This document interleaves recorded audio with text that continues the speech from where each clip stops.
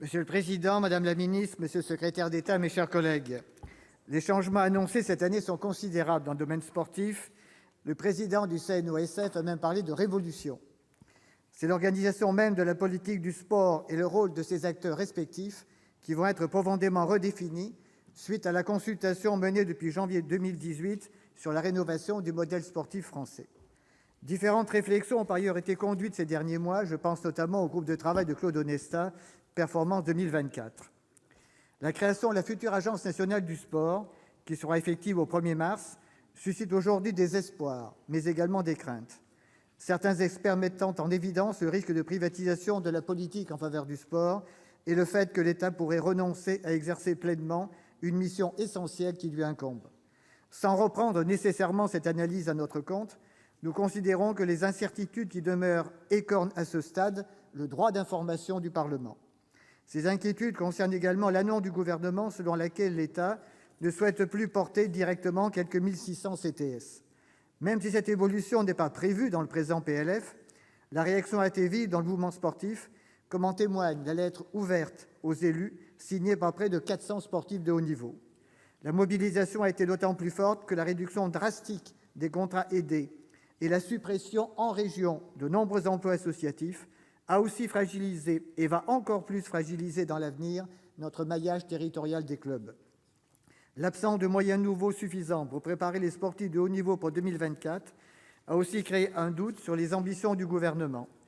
Même Tony Estanguet, président du COJOP, a fait part de ses préoccupations, rejoignant celles du mouvement sportif. Avec Patrick Kanner, nous avions proposé l'année dernière au Gouvernement de mettre en chantier rapidement une loi de programmation budgétaire pour préparer les JO, une loi sur la période 2019-2024, ainsi que la Coupe du monde de rugby 2023.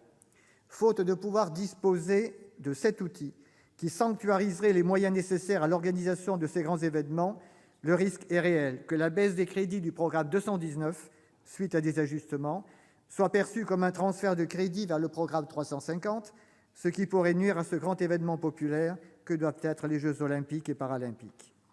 En matière d'équipement, la nécessaire rénovation du Stade de France, futur stade olympique en 2024, avait été évaluée dans un premier temps à 50 millions d'euros dans le protocole financier des JO, voire 70 millions d'euros pour la rénovation, comme pour le Parc des Princes. Aujourd'hui, on parle de 400, dit le ministre Darmanin, de 450 selon l'estimation du consortium qui exploite le Stade de France. Où allons-nous ? Par ailleurs, nous formulons le souhait de voir une structure exploitante tripartite mise en place et qui comprendrait les fédérations de foot et de rugby, depuis son abandon du projet de grand stade, ainsi que le consortium Vinci Bouygues, qui a déjà l'expérience de cette gestion. Pour autant, nous avons bien conscience de la nécessité d'actualiser, de moderniser le modèle sportif français en intégrant le phénomène de mondialisation, l'hypermédiatisation, la diplomatie sportive.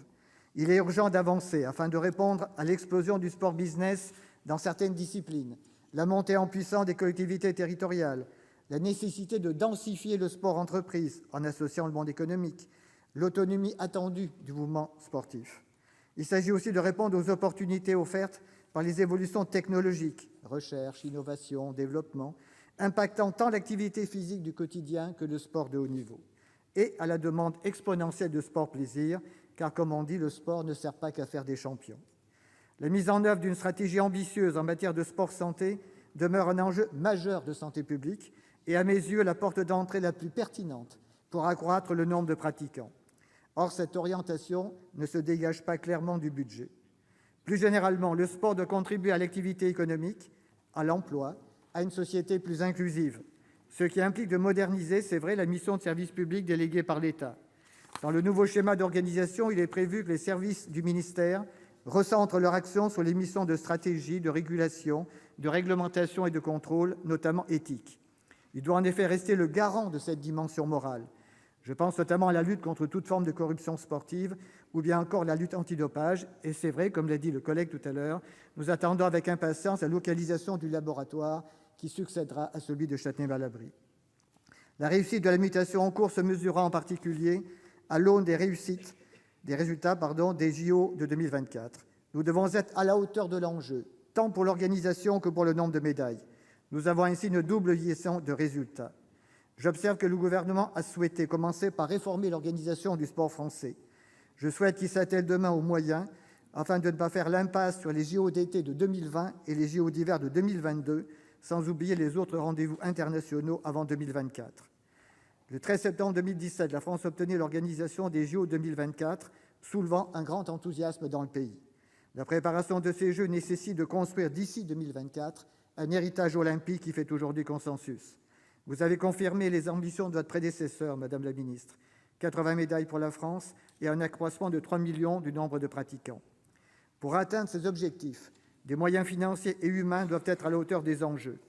Or, depuis le 13 septembre 2017, après un budget des sports 2018 en baisse, le Gouvernement nous propose à nouveau un budget en baisse. Par ailleurs, nous comprenons difficilement pourquoi les 481 millions d'euros des crédits du budget 2018 n'aient pas été intégralement consommés. Car en réalité, 40 millions d'euros sont restés dans les caisses de l'État. Le PLFR 2018 aurait pu être mis à profit pour les réorienter au sein de la mission Sport, jeunesse et vie associative, tant les besoins sont criants. Concernant le programme Jeunesse et vie associative de la mission, il nous paraît regrettable qu'aucune initiative ne soit prise afin d'introduire un soutien direct aux emplois associatifs au regard de leur utilité sociale, ce qui met en péril de nombreuses associations, notamment dans le domaine du sport et de la culture, et entraîne de graves répercussions en matière de cohésion sociale et de réponse à des besoins non couverts par les pouvoirs publics. Plusieurs pistes sont envisageables. Créer un fonds qui s'inspirerait du FONGEP et qui permettrait de financer du personnel associatif auprès des associations.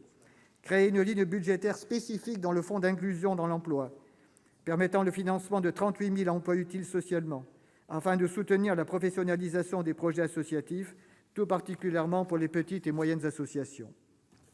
Je vous rappelle enfin que la fragilisation du monde associatif par la réforme des contrats aidés est accentuée par l'impact négatif des dispositions fiscales mises en œuvre par la loi de finances pour 2018. Pourtant, qu'il s'agisse de la mise en place du service national universel, de la lutte contre la pauvreté ou encore du développement du sport pour tous, pour ne prendre que ces 3 exemples, les associations sont censées être au cœur du dispositif gouvernemental. Il est donc urgent que le Gouvernement donne un signal positif en direction des associations et les soutienne dans le financement des missions d'intérêt général qu'elles remplissent. Pour l'ensemble de ces raisons, le groupe socialiste et républicain ne votera pas le budget de la mission et réaffirme la nécessité pour le Gouvernement de prendre la réelle mesure de l'effort à produire. Merci, cher collègue. La parole